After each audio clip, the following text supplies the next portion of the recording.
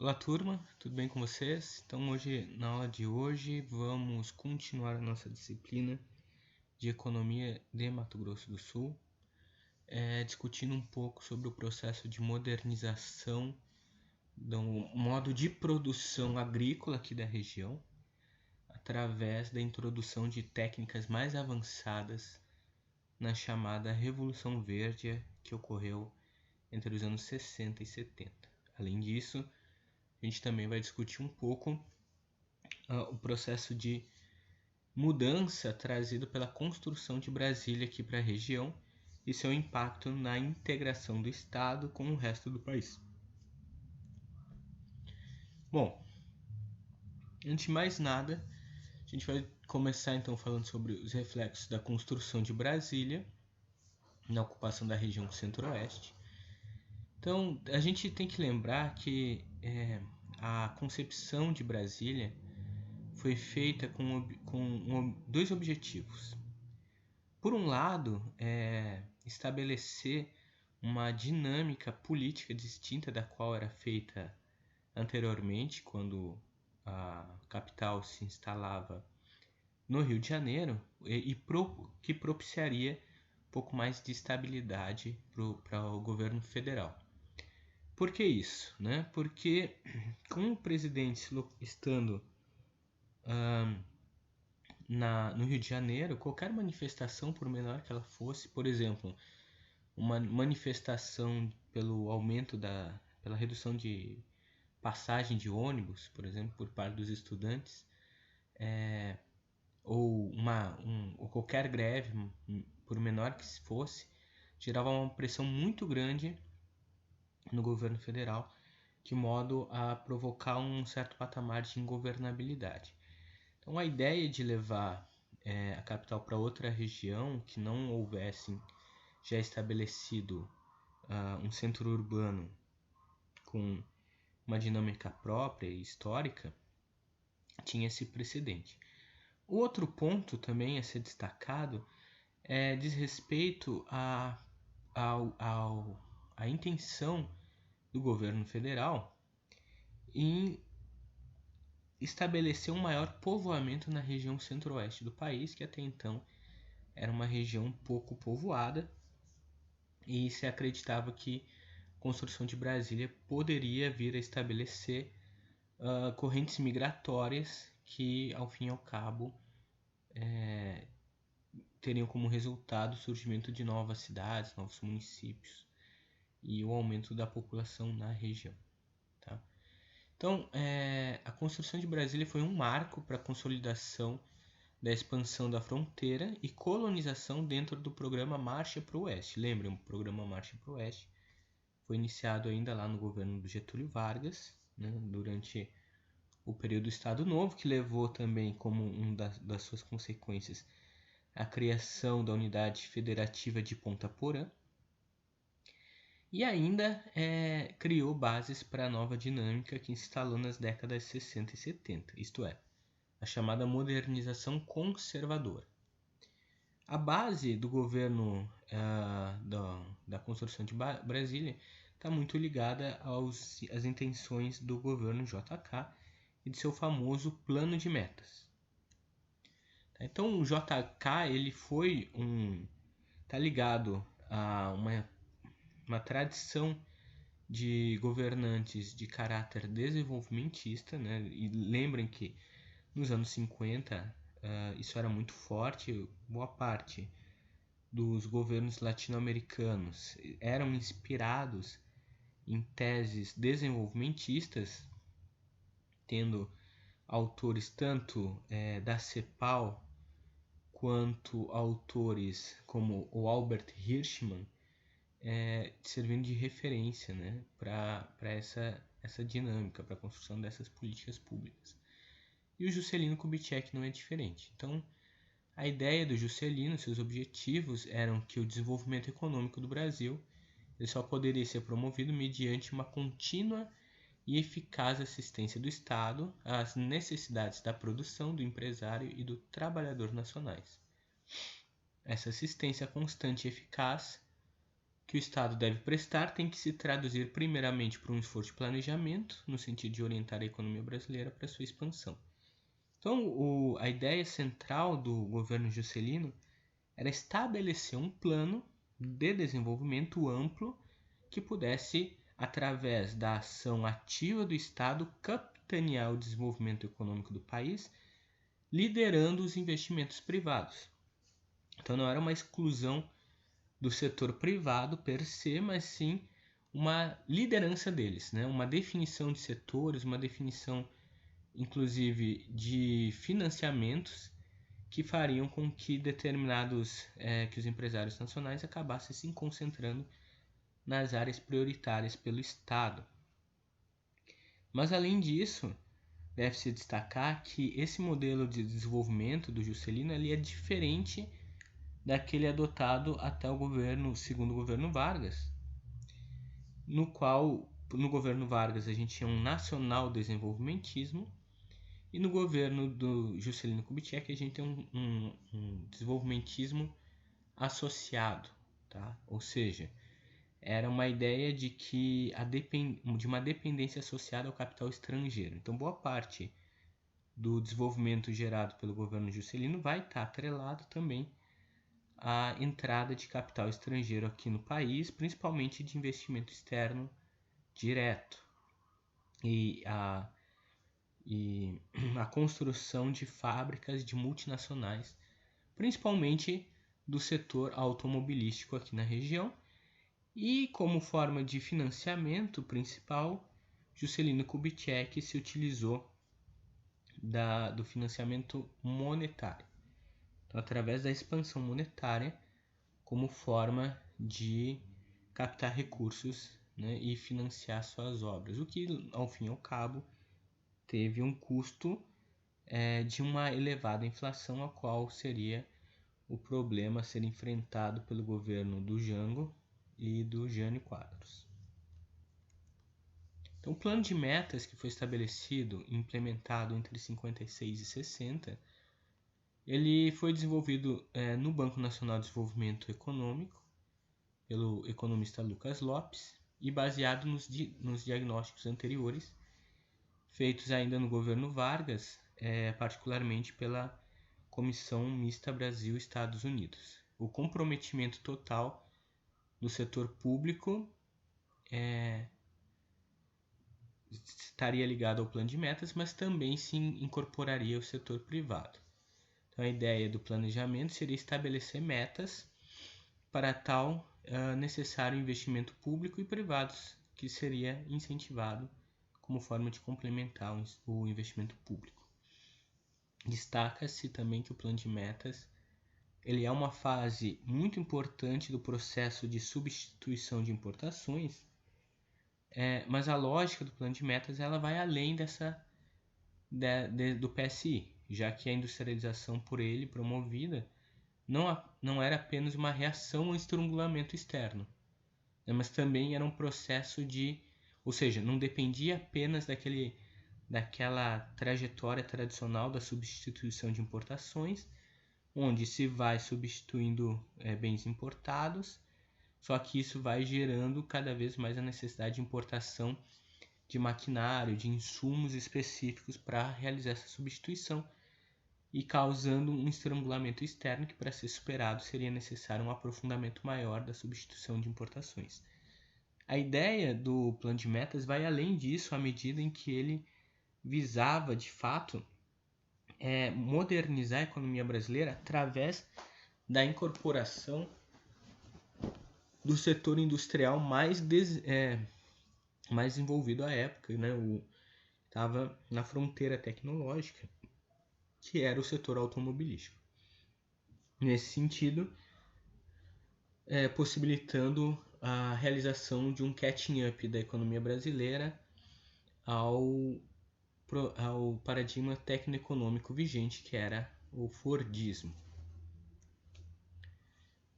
O plano de metas ele tinha um grande conjunto de objetivos e bastante audaciosos, mas em grande medida ele foi bem sucedido. Tá? Então, a gente tem alguns setores foram priorizados: energia, transporte, indústrias de base, educação e alimentos, sendo indústria, a educação e alimentos setores um pouquinho menos privilegiados que os demais. Dos objetivos estabelecidos, a gente teve, por exemplo, no setor de energia elétrica, um resultado de 82% do que o governo tinha planejado. No setor de carvão, 23%. Na produção de petróleo, 76%. Tá? Na produção de barris por dia. No transporte, 32% de construções de ferrovia foram atingidas e rodovias 138%, tanto em construção quanto pavimentação. Ou seja, em rodovia se ultrapassou a meta estabelecida inicialmente. Indústria de base chegou a 60% do planejado, cimento 62%, né? Lembrando, a indústria do setor de cimento foi muito incentivada pela construção de Brasília. A indústria automobilística atingiu 78% do resultado esperado. E no setor de educação e alimentos os resultados foram quase incipientes, né? Então não se conseguiu concretizar de fato essas medidas que foram acabar por ser implementadas por pelos próximos governos. E tendo como meta-síntese a ideia da construção de Brasília, em que representaria então essa possibilidade de modernização e teria também dentro da sua construção características que visariam o estímulo dos setores econômicos aos quais Juscelino priorizava, então como o setor da construção civil e o setor automobilístico, sendo Brasília uma cidade feita com grandes ruas, na qual as pessoas, para poderem se locomover, precisam se utilizar de automóveis, particularmente, né? É uma cidade difícil de se locomover a pé.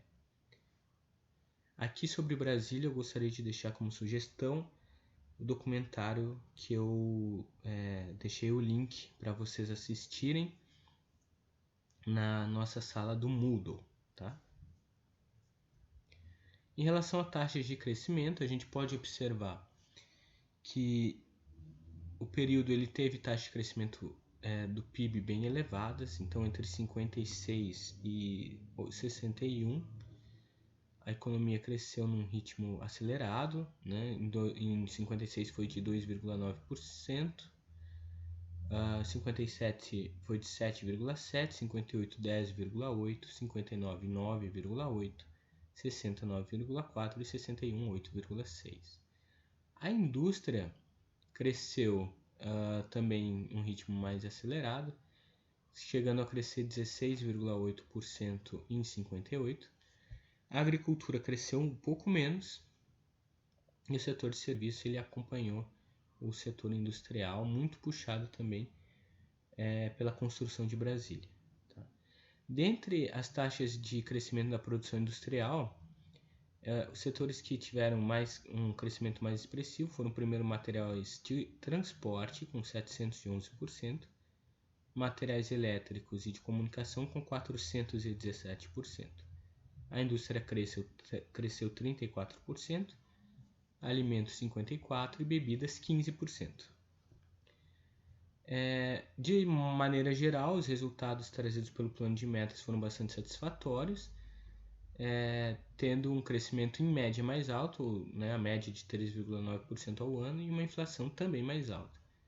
Houve um grande crescimento industrial, com uma intensa diferenciação industrial em curto espaço de tempo e articulada diretamente pelo Estado, instalação da indústria automobilística no Brasil, da construção naval, material elétrico pesado, máquinas e equipamentos ainda não existentes, e uma grande expansão dos setores já localizados aqui, como a siderurgia, metais não ferrosos, química pesada, petróleo, papel e celulose.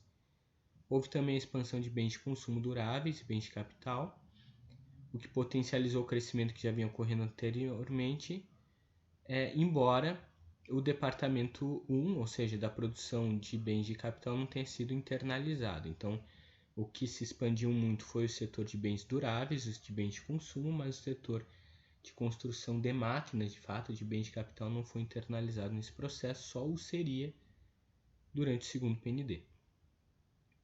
O aumento da importância dos bens intermediários também ocorreu, mas importantes deficiências de oferta ao final do período, né? Principalmente no setor de metalurgia, química básica, borracha e papel.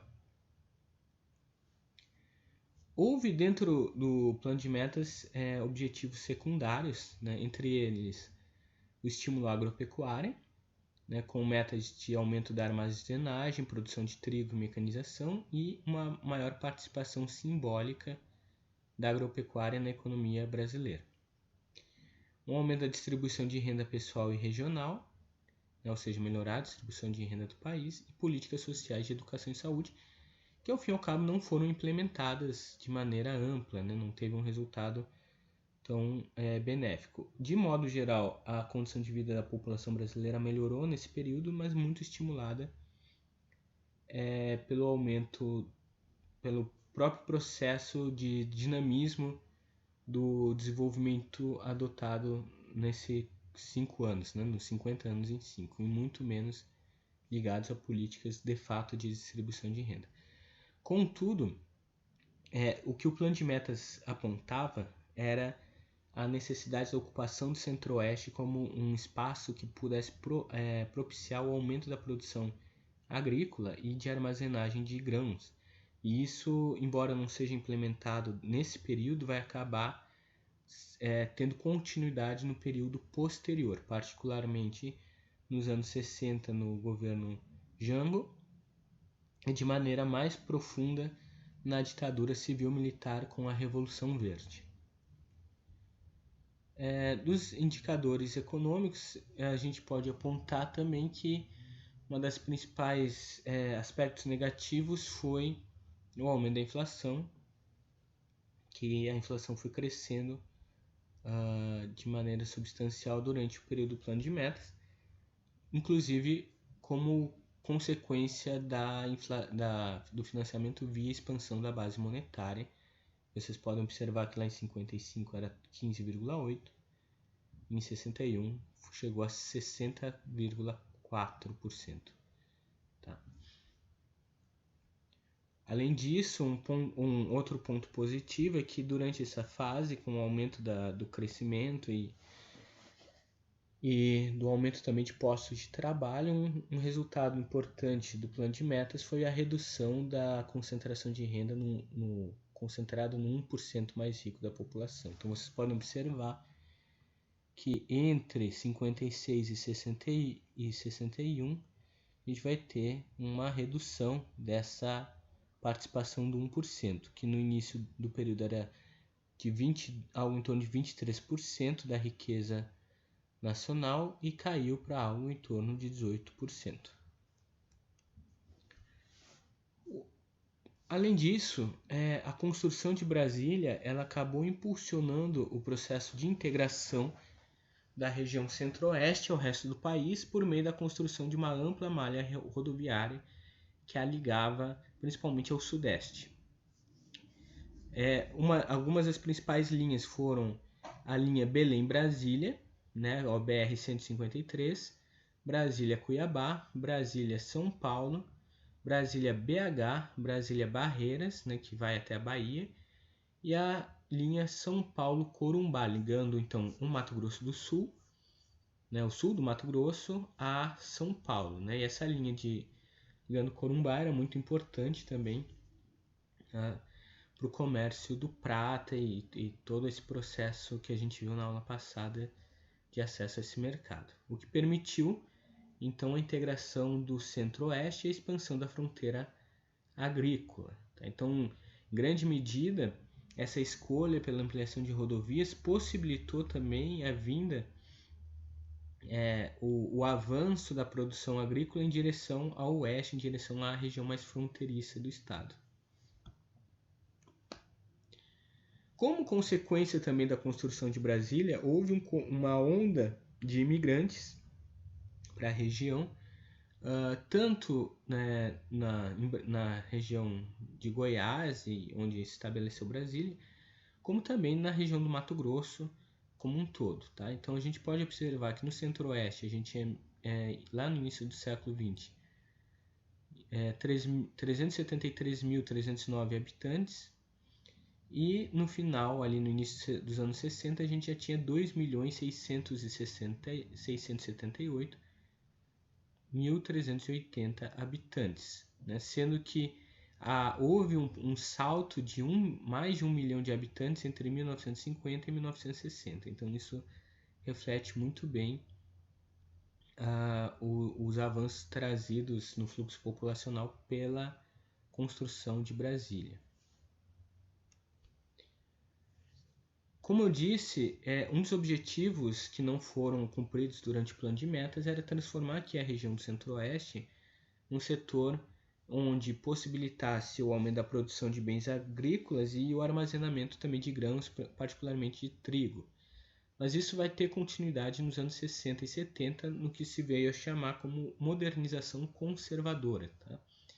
Então, nas décadas de 60 e 70, foram marcados pelo desenvolvimento capitalista na agricultura brasileira, quando se verificou a penetração do progresso tecnológico nas unidades agrícolas.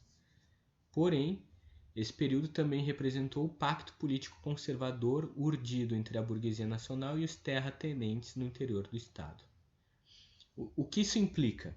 Significa que durante o período dos anos 60 e 70, o Brasil ele passa a incorporar técnicas produtivas no setor agrário mais avançadas, mais próximas da fronteira da mundial, o que veio a se chamar de Revolução Verde. Então, tanto na questão de fertilizantes, quanto na questão de uso de tratores, colheitadeiras, etc., máquinas agrícolas mecanizadas, mas ao mesmo tempo isso não consegue romper com a estrutura de poder existente aqui no estado.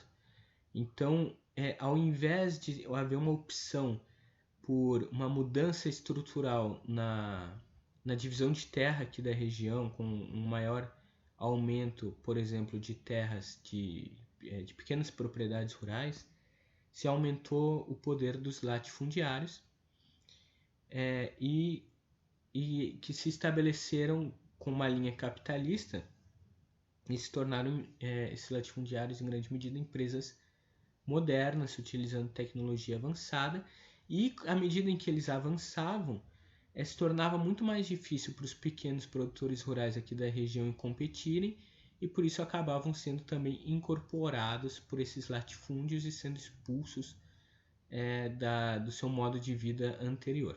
Tá? Então esse processo é chamado de modernização conservadora, porque se moderniza o modo de produção, mas se conserva os traços de status quo social e político existente aqui na região. Então continua aquela ideia patrimonialista existente aqui na região do Centro-Oeste, contudo com técnicas avançadas. Tá? Então um lado avançado, outro lado atrasado. Tá? Então a modernização conservadora se caracteriza pelo fato de que, ao passo que a tecnologia de empresas modernas penetrou no campo, não rompeu com as estruturas arcaicas existentes. E esse ponto é bastante destacado por autores como Florestan Fernandes, Caio Prado Júnior e Raimundo Faoro, e é um elemento meio que contínuo no processo de desenvolvimento do Brasil. Né? Então isso é bastante comum não só aqui no Centro-Oeste, como no sul do país, como no Nordeste, como no Norte e mesmo no Sudeste.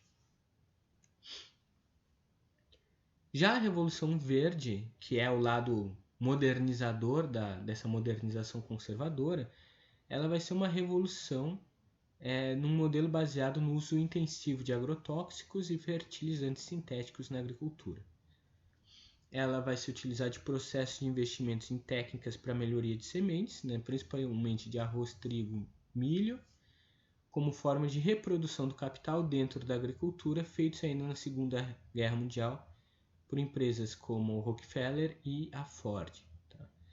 Além disso, se estabeleceu aqui na região a indústria química e de fertilizantes e defesa contra pragas, as quais a gente vai discorrer um pouco mais na próxima aula, quando for falar um pouco sobre os planos de desenvolvimento aqui para o sul do Mato Grosso. No Brasil, esse processo ele vai ocorrer de Revolução Verde, vai ocorrer na ditadura civil-militar, visando um aumento da produtividade e um combate à inflação. A ideia geral da ocorrência da Revolução Verde e da modernização da agricultura, ela vem para solucionar um problema que ocorria desde o início dos anos 60, que era sobre a inflação brasileira. Então, quando termina o governo JK e se inicia o governo Jânio Quadros e depois Jango, havia-se um debate na academia brasileira, entre os economistas, sobre quais seriam as causas da alta inflação. Evidentemente que havia um ponto ligado à expansão da base monetária provocada pelo plano de metas e pela construção de Brasília. Mas, além disso, afora essa expansão monetária, ocorreu também uma estagnação da economia brasileira logo na sequência da construção de Brasília e um aumento acelerado dos preços dos alimentos nas capitais, nos centros urbanos. E o diagnóstico que foi aceito à época era que essa inflação era uma inflação de custos, uma inflação ligada aos preços agrícolas. E para isso, o debate que se estabelece era como resolver isso. E a proposta que os autores da CEPAL, capitaneados principalmente pelo Celso Furtado, colocavam era a necessidade de realizar uma reforma agrária com a existência de propriedades agrícolas menores que se utilizariam de técnicas mais avançadas, mais intensivas, e com isso a gente teria um aumento da produtividade, os preços dos produtos agrícolas cairiam, à medida em que a oferta deles crescessem, e com isso se solucionaria o problema inflacionário e também se reduziria em grande medida a desigualdade de renda no campo. Só que esse tipo de política não foi implementada e no final acabou sendo superado pela adoção da Revolução Verde, onde o modelo era exatamente o contrário. A gente tinha modernização, o uso de técnicas mais avançadas através da Revolução Verde, mas com latifúndio. E exatamente pela ideia do latifúndio, o governo ele estimulava mais a compra de bens, de máquinas agrícolas, à medida em que o tamanho da terra fosse maior, até como garantia para o investimento, e estimulou o aumento de latifúndios aqui na região. Tá? Então, o que ocorre no governo da ditadura civil-militar é uma escolha pela modernização latifundiária, o que equivalia à realização de monoculturas para exportação. Então, se abandona aquela produção de alimentos ligados à subsistência local, e o Centro-Oeste vai se focar basicamente para a produção de grãos para exportação, especialmente soja, milho e arroz.